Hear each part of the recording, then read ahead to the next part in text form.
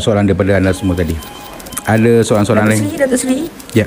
kenapa kempen Tahun Laut Malaysia 2026 untuk projek ini kita gunakan slogan I Like You? Kenapa tak guna bahasa Malaysia? Soalan tu nampak lembut tapi menikam kalbu. Dulu kalau zaman saya muda dulu mungkin saya dah viral pasal baling mikrofon ni dekat awak. Tapi sekarang saya dah tua. Kita jawab elok-elok lah. Macam ni, kita guna I Like You sebab kita nak tarik pelancong antarabangsa. Okay, kita tak nak pelancong ni nanti baru sampai Malaysia tengok banner besar tulis dalam bahasa Melayu, saya suluh awak. Dah diorang buka Google Translate, pelancong luar ingat kita ni pervert pula. Nak suluh diorang buat apa? Betul tak? Betul. Nanti diorang takut pula, terus diorang check out balik lapangan terbang. Kan? Amin. Macam tu cara jawab soalan dengan wartawan. Okay. Jangan risau, bukan kita lupa bahasa rasmi kita. Kita cuma guna bahasa yang boleh diterima kedua-dua belah pihak, iaitu luar negara dan juga dalam negara. Tapi Datuk Seri, adakah kita akan guna slogan I Like You juga untuk versi tempatan? Tak boleh ke tukar sikit biar rakyat negara kita sendiri rasa dekat dengan projek ni? Soalan kamu ni Saya kan. cuma tanya Datuk Seri, saya cuma tanya saja. Relax, jangan risau. Saya takkan tanya awak daripada mana. Relax. Relax. Saya tak suka ugut orang yang tanya soalan ni. Saya lagi suka orang tanya soalan sebab tu tanda orang masih peduli. Betul tak? Okay, saya akan cadangkan untuk tampilkan dalam bahasa Melayu juga. Okay, nanti kalau ada mesyuarat saya akan utarakan. Kita akan cari terjemahan yang sesuai lah. Takkan nak guna saya suluh awak macam saya cakap tadi kan. Awak tadi kan? Awak kan? Ya, saya. Awak. Saya. Terima kasih kerana peduli dengan bahasa kebangsaan. Boleh tanya lagi OAB? Ya. Boleh tanya lagi? Boleh tanya je. Pasal bahasa ni, boleh? Ya, tanya.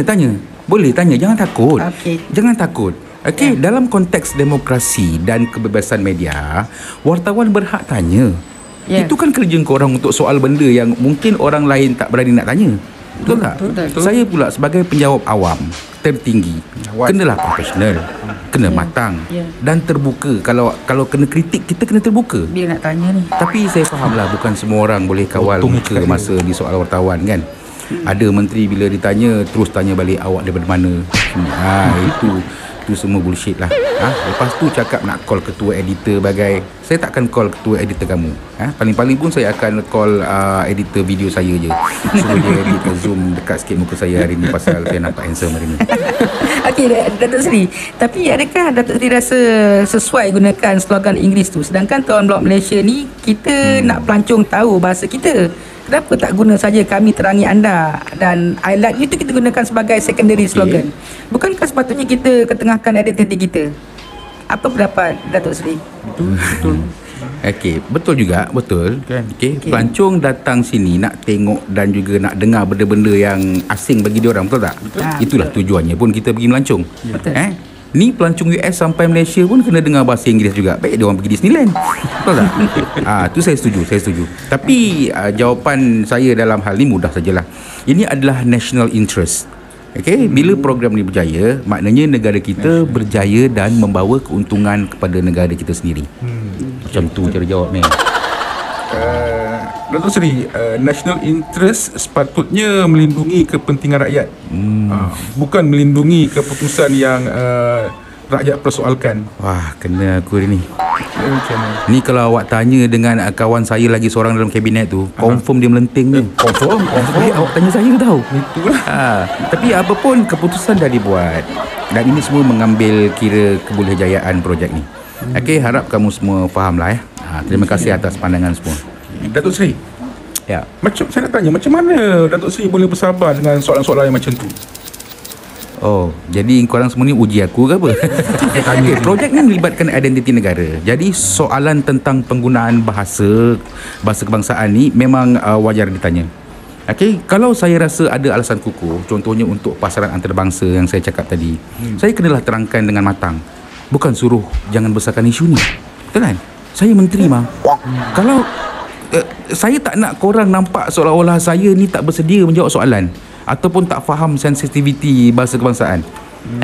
Sebagai pemimpin, saya boleh guna peluang ni untuk jelaskan rasional keputusan kerajaan dengan tenang.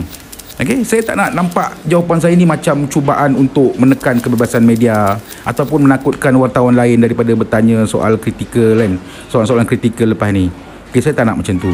Cuba bayangkan kalau saya sentap tadi, korang akan nampak kami di kabinet ni sebagai sekumpulan manusia yang tidak terbuka kepada kritikan.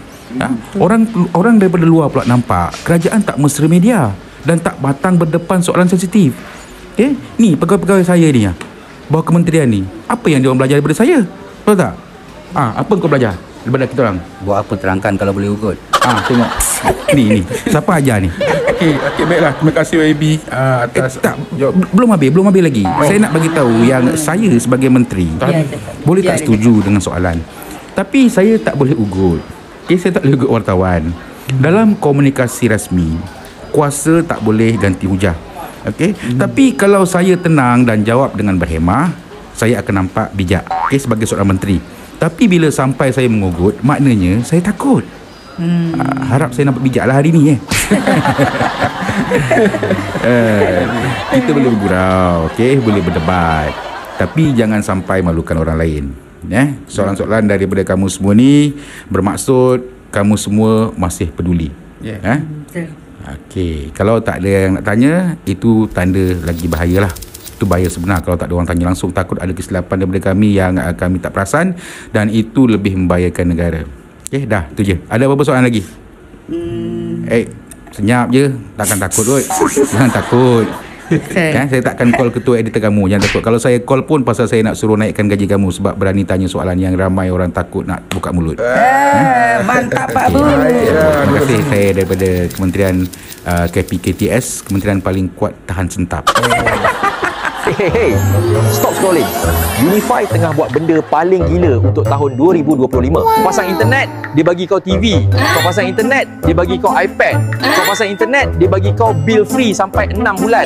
100 MBS RM89, 300 MBS RM129, 500 MBS RM149. Kontrak 2 tahun free bill 3 bulan, kontrak 3 tahun free bill 6 bulan. 100 MBS dapat TV Sharp Android 43 inci percuma. 500 MBS dapat TV Sharp Google 55 inci atau iPad percuma. Pendaftaran percuma.